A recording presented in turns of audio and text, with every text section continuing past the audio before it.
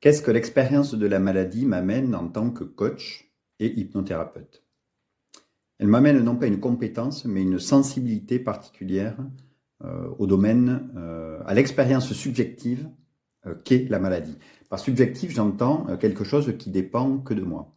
Donc, le fait d'avoir été malade ne me donne pas la capacité de donner des conseils à d'autres sur la même maladie.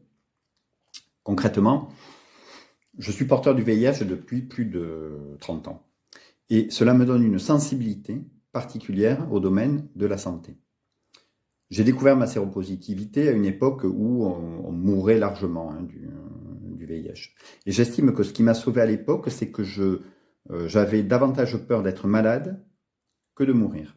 Et à l'époque, prendre un traitement, comme l'AZT par exemple, c'était avoir des effets secondaires terribles. On vomissait, tripes et boyaux. Donc c'était être malade. Et moi, je voulais pas ça. Donc, avec l'accord de mon médecin, j'ai temporisé. J'ai pas pris de traitement. Et quand ça a été nécessaire, la médecine avait fait suffisamment de progrès et voilà, et ça s'est bien passé. Donc, ma stratégie à l'époque, ça a été vouloir rester en bonne santé et gagner du temps. Ça a été ma stratégie. D'autres ont pu choisir d'autres stratégies qui ont été tout aussi efficaces. Autre expérience. Il y a 3 ans, mon virus qui était indétectable depuis 15 ans se réveille tout d'un coup. Le traitement que je prends n'est plus efficace. Alors là, mon médecin me propose un autre traitement et me dit votre virus, il a muté, donc c'est ce traitement et il n'y en a pas d'autre. J'hésite pas, je le prends. J'ai pas le choix, c'est plus facile. Mais alors, je me retrouve couvert de plaques rouges. Mon corps fait une réaction allergique démesurée. Et mon médecin me dit arrêtez le traitement. Mais alors là, c'est moi qui dis ah mais non, celui-là je l'ai, je le garde, il n'y en a pas d'autre. Donc là, qu'est-ce que je fais? Je vais voir un coach en PNL. Parce que mon médecin ne pouvait pas me proposer de solution satisfaisante. Et ce coach me demande, on travaille, mais qu'est-ce que ce virus veut te dire? Pourquoi il se réveille tout d'un coup?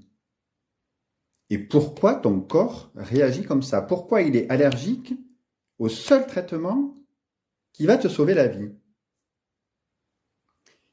Donc, entre autres, j'ai changé l'image que j'ai de mon virus. Je l'ai considéré non pas comme un ennemi extérieur, mais comme quelque chose qui est à l'intérieur de moi, un colocataire, on cohabite, en bonne intelligence. Voilà, entre parenthèses, si je meurs, il meurt aussi parce que je me fais incinérer. Il le sait.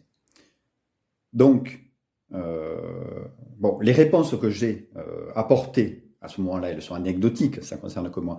Mais ce qui est intéressant, ce sont les questions que je me suis posées, qu'on m'a posées. Qu'est-ce que ce virus? Qu'est-ce que cette maladie vient me dire? Comment je la considère? Une attaque? Un ennemi extérieur ou quelque chose qui est à l'intérieur de moi? Est-ce que le cancer, c'est un crabe ou est-ce que c'est mes cellules qui, pour une raison ou pour une autre, se mettent à merder, à se multiplier? Et là, il n'est pas question de science. Il n'est pas question de médecine. La médecine, j'en parle avec mon médecin.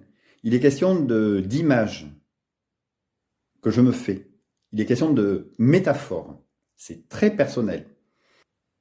En résumé, ce que l'expérience de la maladie ou de virus m'a amené en tant que coach, c'est pas des réponses, mais c'est des questions. Des questions. Et de bonnes questions.